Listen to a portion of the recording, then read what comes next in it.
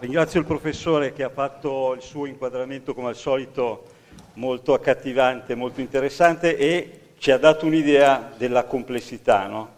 E la complessità va governata e per questo diciamo servono dei framework comuni, servono delle regole e nella sessione che ci accingiamo a seguire ci sono alcuni interventi che ci danno dei punti di vista più specifici. Allora chiamo adesso a parlare il dottor Lechler dell'Unione Europea che si occupa di aspetti rilevanti di regolamentazione, network neutrality, 5G nell'ambito della DG Connect, che ci darà il punto di vista del regolatore europeo, che è molto molto rilevante perché noi siamo all'interno di questo blocco europeo che, come sapete, non ha esattamente lo stesso punto di vista di quello che possono essere altri blocchi, come il blocco statunitense o altri blocchi. Le reti ormai sono reti globali e quindi è importante che ci sia un punto di vista anche europeo. Prego.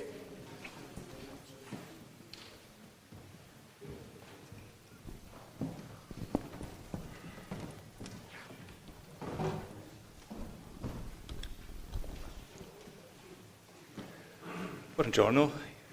In primo luogo vorrei ringraziare gli organizzatori, la Fondazione Ugo Bordoni per la possibilità di parlare sotto 5G e la neutralità della rete.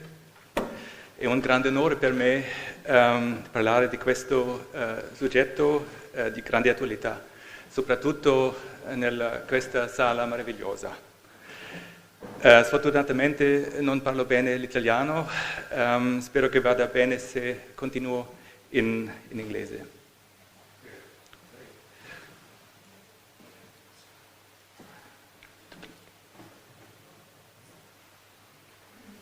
Okay. The European Union has been committed to the open internet for a long time. Since November 2015, when we have enshrined the principles of net neutrality in a Regulation EU 2015-2120, sometimes referred to as the Telecom Single Market Regulation. It applies directly in all member states since 30th of April 2016 and gives rights and obligations to end users and providers of internet access services. End users have the right to access and distribute the information, content, applications and services of their choice. The regulation bans blocking, throttling, and discrimination between content, application, and services or categories thereof. Still, traffic management, optimizing the quality of the services transmitted is possible as long as it is reasonable. And the regulation also sets out the rules under which so-called specialized services are possible. An open internet is an essential requirement for an innovative and competitive digital economy. It also reflects Europe's openness towards the world. These provisions have been applicable since end of April 2016, and our experiences have thus far been very positive. Consumers and corporate customers have enjoyed internet access without blocking of specific services or categories of services, contrary of what had been the case before the adoption of the regulation. Then 1/3 of European subscribers were affected by blocking of voice over IP and peer-to-peer services. The regulation empowers BEREC to issue guidelines in close cooperation with the Commission on the obligations of the national regulatory authorities to monitor and ensure compliance with the provisions on open internet. Article 9 of the regulation calls on the Commission to review the regulation's provisions on open internet access, and by the end of this month, by the end of April, we have to submit a report to the European Parliament and to the Council, accompanied, if necessary, by appropriate proposals with a view to amending the regulation. So this report, which will soon be published, will assess the implementation of the regulation since it entered into force. It compares the state of play regarding access to the open internet in the EU today, and it assesses also market and technological developments. Our assessment shows that the objectives of the regulation remain as relevant today as when they were first adopted. The objectives are not contested, where there's broad consensus that consumers and businesses should have a right to access an open internet. It helps them to acquire information, communicate, innovate, and compete in the global digital economy. It is an increasingly important means for citizens to participate fully in society. So what are the technology developments and net neutrality? The regulation was deliberately conceived as a principles-based set of rules. It could be applied to the foreseeable development of new technologies and services provided they remain consistent with the open internet ecosystems. This is reflected in Recital 1, which identifies the double objective of the regulation: to protect end users and simultaneously to guarantee the continued functioning of the internet ecosystem as an engine of innovation. So what is so revolutionary about 5G? Many of us use 4G. It works quite well, but it will not be enough. In the future, as traffic is growing, new applications are coming.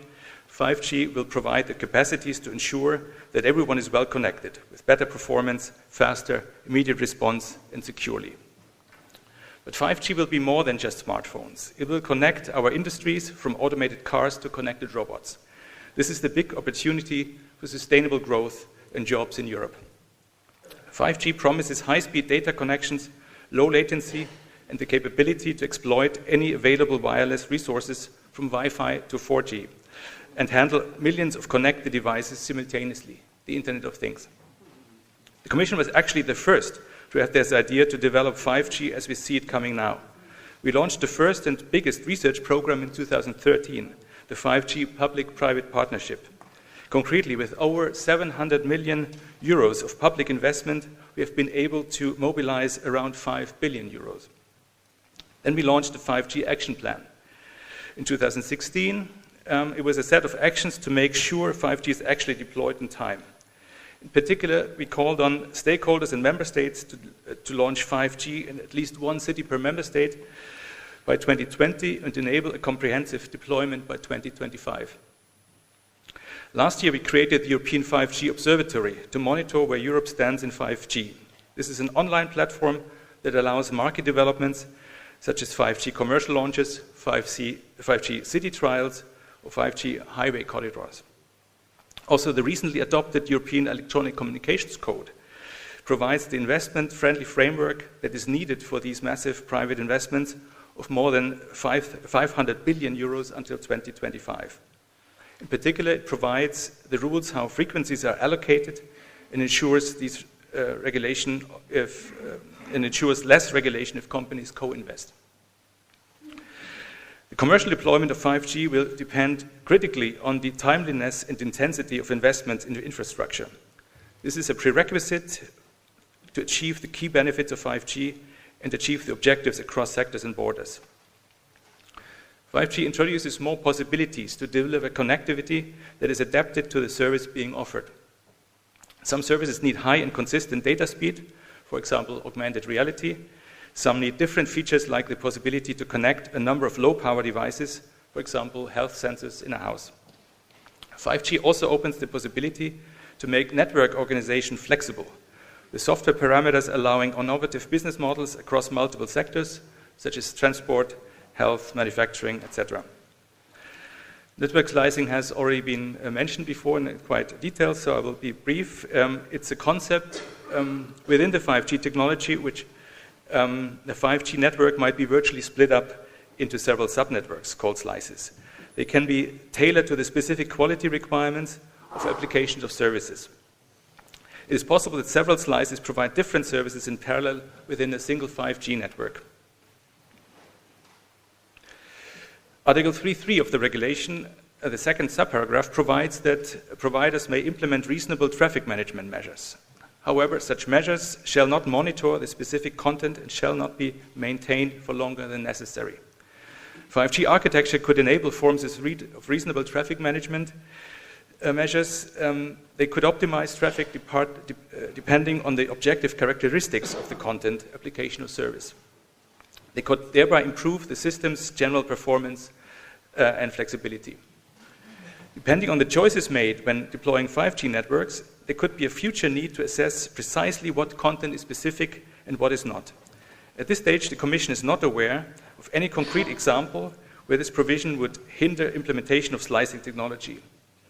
The Commission will continue to follow this issue closely as 5G develops over time. Article 3.5 of the regulation provides for the possibility to offer services other than Internet access services, so-called specialized services. These services are optimized for specific content, applications or services, or a combination thereof, where the optimization is necessary to meet requirements for a specific level of quality. Article 3.5 sets out that Internet service providers may only offer or facilitate such services if the network capacity is sufficient to provide them in addition to any Internet access services without degrading their quality. Network slicing could be used as a method for ISPs to provide specialized services and Internet access service. At the same time, this could contribute to the prevention of detriment to the general quality of Internet access service by reason of the provision of specialized services. Still, the NRAs must assess on a case-by-case basis whether a given specialized service meets the requirements of Article 3.5 of the regulation. There have been few questions regarding the application of 3.5 since the regulation entered into force, because not many novel kinds of specialized services have been launched. The industry expects new specialized services to appear, facilitated by 5G networks. No commercial 5G services are available yet, and stakeholders have expressed uncertainty about the future interpretation of Article 3.5 by the authorities. So Internet service providers support the underlying principles of the regulation, but they're concerned, along with some content providers, that the current BEREC guidelines do not sufficiently provide flexibility how to satisfy those conditions. They're concerned to be obliged to reserve dedicated resources for these new services and to lose the benefit of the dynamic allocation of capacity. They also point out that any specialized service that complies with the conditions in Article 3.5 should be permitted without needing a prior authorization before the service is launched. Providers want to avoid a situation in which the complexity of the ex post assessment would lead them in practice to seek explicit permission before launching or developing a service. So in view of the next generation of specialized services, questions on the application of Article 3.5 may come up. When can optimization of services be necessary on technical commercial grounds? When is a network capacity sufficient? When are specialized services detrimental to the availability or general quality of Internet access services? Such clarifications may be necessary in order to ensure end-user protection and to guarantee the continued functioning of the Internet ecosystem as an engine of innovation. BEREC has announced that it will consider providing further clarifications in the guidelines on how to assess whether a service other than Internet access complies with the conditions set out in Article 3.5. The Commission will work closely with BEREC on the update of these guidelines. So concluding, compared with the situation in 2015, end users and content application providers are greatly satisfied with today's state of affairs. Internet service providers also support the principle of an open Internet and do not consider that it is necessary to amend these principles. One of the regulation's objectives was to support the Internet as an engine of innovation. Today, digital businesses are clearly flourishing, as can be seen by startup clusters in very dynamic places across Europe. The emergence of these startups is in part due thanks to the ease of access to their customers with the regulation supports. From the assessment of the first 2.5 years of implementation, we believe that the regulation's principles are appropriate in light of the development of the market. These principles are attractive in protecting the end user and promoting the Internet as an innovation engine. Experience on how the regulation is applied is still limited due to the relatively short time it has been in application. A further period of regulatory stability will enable regulators, stakeholders, and end users to become more familiar with its application. The Commission will continue to monitor developments in the market in light of the developments of technology and services. It will work closely with BEREC, which is carrying out a coordination process that has successfully led member states to converge their decision-making. BEREC plans to continue this collaboration in the future. Interest groups have made comments on BEREC's implementation guidelines and called for them to be adapted to reflect market and technology developments. BEREC has begun its work on updating these guidelines and plans to deliver in 2019, in close cooperation, again, with the Commission. Both will continue to ensure that the guidelines reflect in an appropriate manner the development of the market.